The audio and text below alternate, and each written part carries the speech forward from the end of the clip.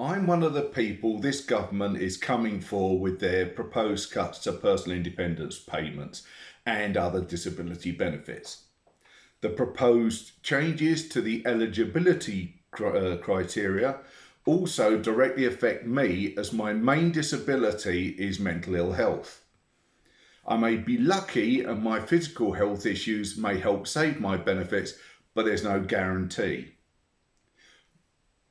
My diagnoses are depressive disorder, recurrent depressive disorder, adjustment disorder, depressive type, dysthymia, which is a chronic, low level but long lasting depression, mixed personality disorder, category B, and PTSD. My physical health problems are arthritis, gout, diabetes, high blood pressure, high cholesterol, high cortisol levels, which could be caused by Cushing's syndrome, but I'm still waiting for the endocrinology appointment to find out whether that's the case or whether it's something else. I've got long COVID, narrow anterior chamber angles where the fluid between the iris and the lens is where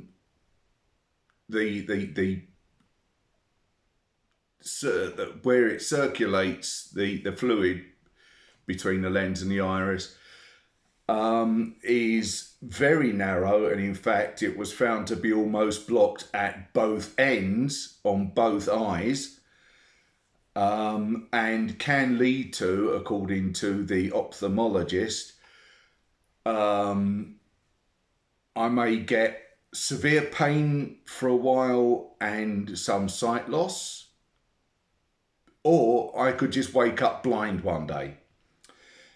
I've also got an arthritic, unstable left kneecap and a bulging disc in my lower back, which catches the sciatic nerve. And if anyone's had sciatica, you know how bad that can be.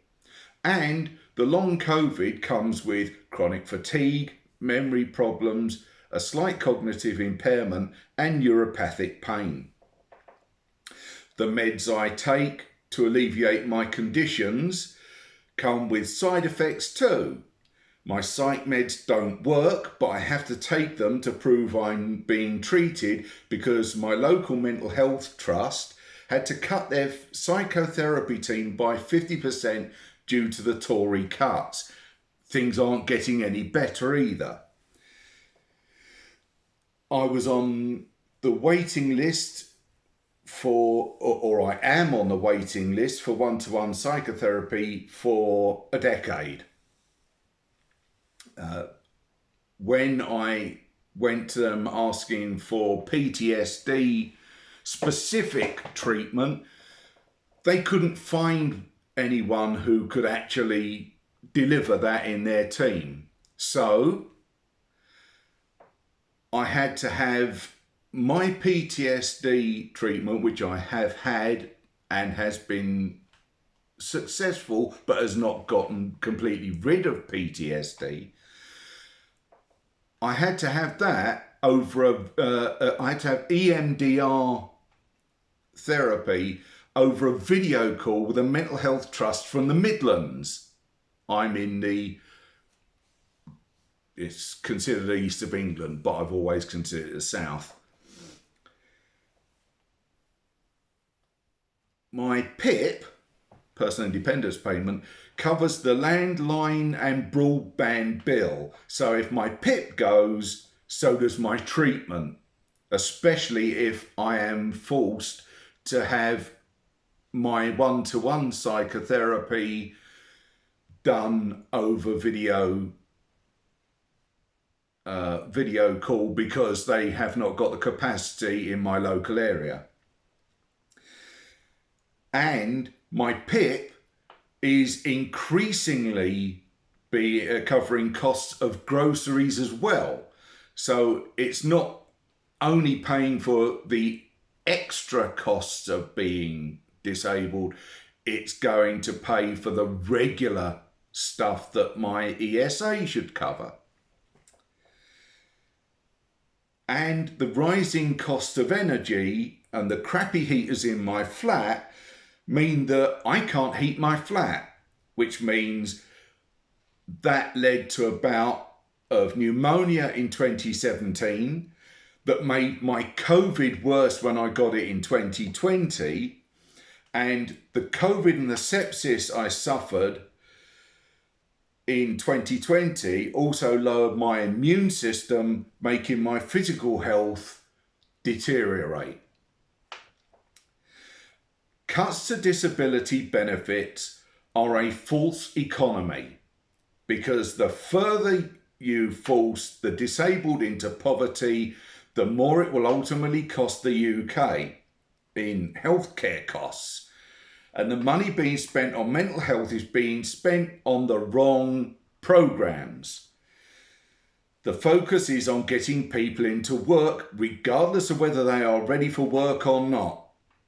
I was part of a service user research project, and our research found that services that mental health service users wanted was relatively cheap to provide, would aid independence, and provide excellent outcomes in recovery where possible, or coping with their condition, which would ultimately enable people with mental health conditions to return to the workplace. That isn't happening, and it should. I will be covering more about those ideas in another video. I will also be going into the symptoms of my own conditions and the side effects of my medications in another video, so that you can see that although I can speak on a video, that doesn't necessarily mean I am okay to be able to hold down a job. And if you're wondering why I'm looking off to the side, this is why I can tell you everything that I have. I've had to write it all down. I know it's reversed to you, but that's a complication of the camera I'm using.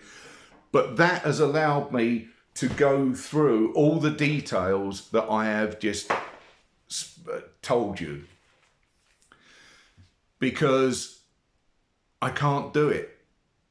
My memory will not allow me. This bit is the only unscripted bit, and I've added a couple of bits in.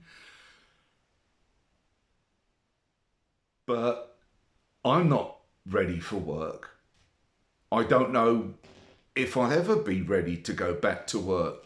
No one can tell me about how badly my long COVID symptoms will continue. And it's possible this could be a permanent problem for me.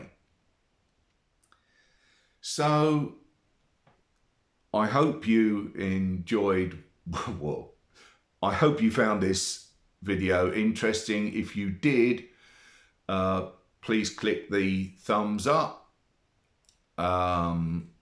If you're interested in more videos or in the 2 future ones I told you about a minute ago, then why not subscribe and press the notification bell so you know when they've been put up. But until next time, I'll see you later.